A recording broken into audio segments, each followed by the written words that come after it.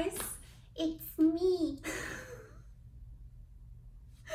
Oh, I'm such a weirdo.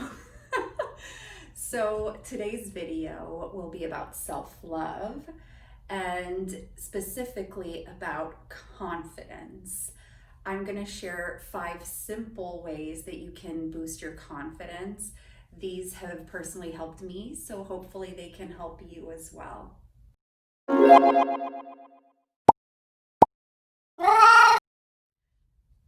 I struggled a lot with confidence issues in many aspects of my life, from my late teens to my early 20s. So these practices that I've put in place have helped me tremendously, because one way that you have to think of confidence is that it's a muscle, right? So you don't go from having no abs to a 6-pack within a few days, right? It doesn't work that way. It's the same way with confidence.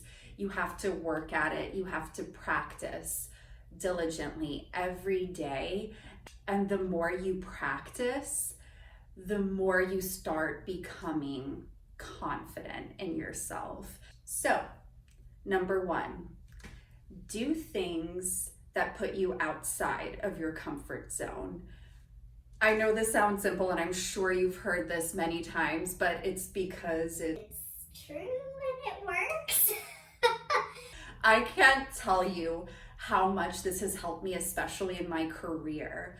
This means doing things that you're curious about or that you may want to do, but you're scared of it, either because you're scared you'll fail, or you're worried about what other people may think, or because you've never done it before, and all of those, negative questions and thoughts that circulate in our mind when we're confronted with something new.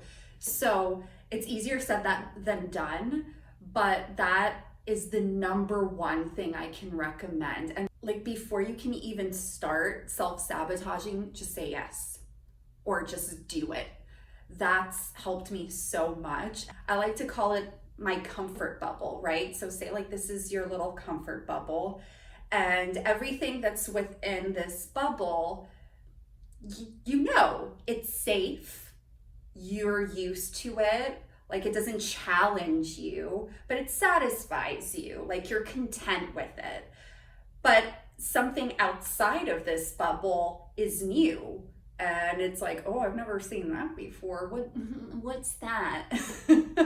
So you have to reach out of that comfort bubble and step out of it in order to experience this new sensation or this new experience or opportunity. And the more you step outside of that bubble and experience new things, that comfort bubble starts expanding. So all of a sudden, things that used to be new or scary to you are now familiar. And it just keeps expanding and expanding and expanding. And like I said, you'll look back and think wow, X number of months from now, or 4, 5, 6 years ago, that would have been scary to me. But now it's within my comfort zone, within my comfort bubble. So think of it that way. Number 2 is acknowledging your wins. So what I put into practice is I take notes of my wins and of my accomplishments on a weekly basis.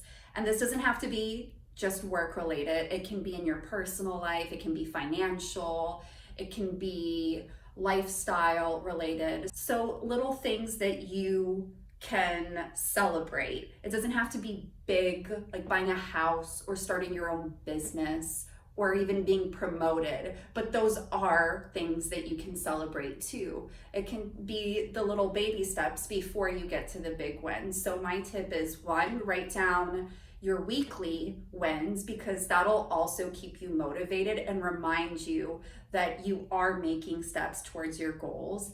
And 2, doing a self-evaluation at the end of the year. So every December before the year ends, I write down all of my wins, all of my accomplishments for that year, in several areas of my life. And then I write down all of my wins and successes. Maybe you didn't accomplish all of the goals that you set out to do for that year, but when you look back and reflect, you'll see that you probably had a lot more achievements than you initially thought. Speaking of goals, number 3, and I feel like I've mentioned this before in one of my other videos, but you're gonna hear it again, is writing down your goals. I write down my goals every morning and night, and these are short-term or long-term goals. So I choose 10 that are like my 10 focuses. So it's important to set like a date or a time frame in order for you to like measure your success and keep yourself accountable. Again, if you don't achieve it by that date, that doesn't mean you're a loser. It just means, okay, you have to move the goalpost a bit. So I didn't achieve this by January 5, 2021. Let's move it to April 30, 2021.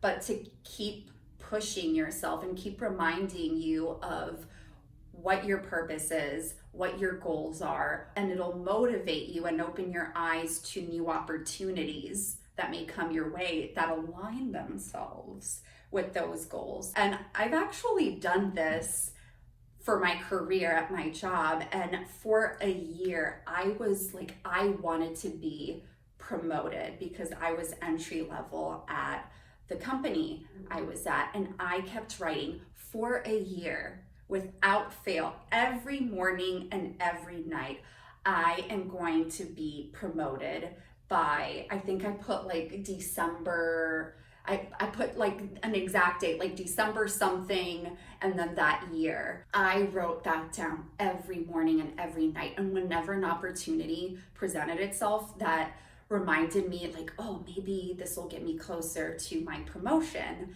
I would accept it and I would take it on. And you know what? Not on that exact day, but in December of that year, I got promoted, and I had been writing it for a full year, and it happened on that date. And it's not because, you know, the stars aligned or anything. It's because I had that at the top of my mind every day because I knew what my goals were. I had them written down. I was repeating them to myself constantly. A lot of people don't do that. Number 4 is reframe the way that you talk and think about yourself. Double whammy. So I've spoken about negative thoughts before, and it's important to be self-aware and that your thoughts are not your reality.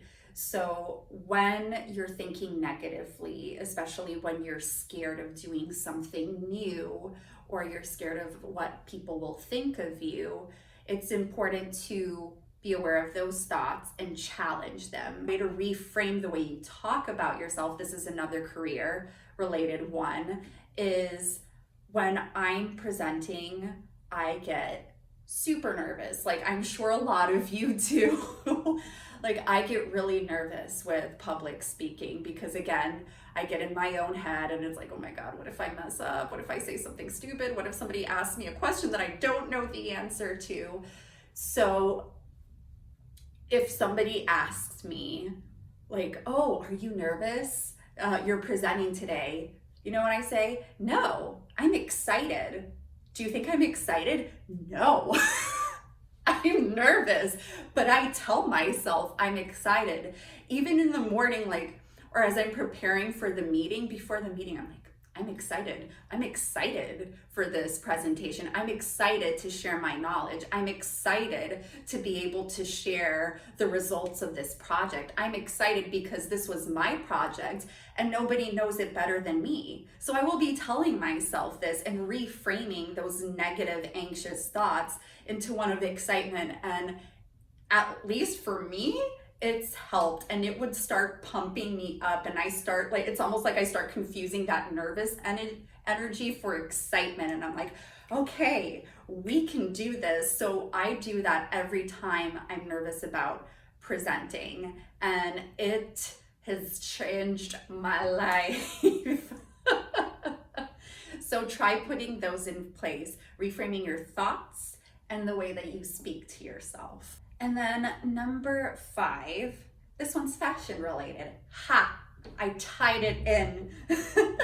So number 5 is putting your best foot forward, even if you don't feel like it. So what do I mean by that? I mean dressing up and presenting yourself as your best self, even if you're nervous, you're in a bad mood, you woke up not feeling confident that day, you're sick, or you're recovering from the flu or something, whatever it is, present yourself like you're at 100%.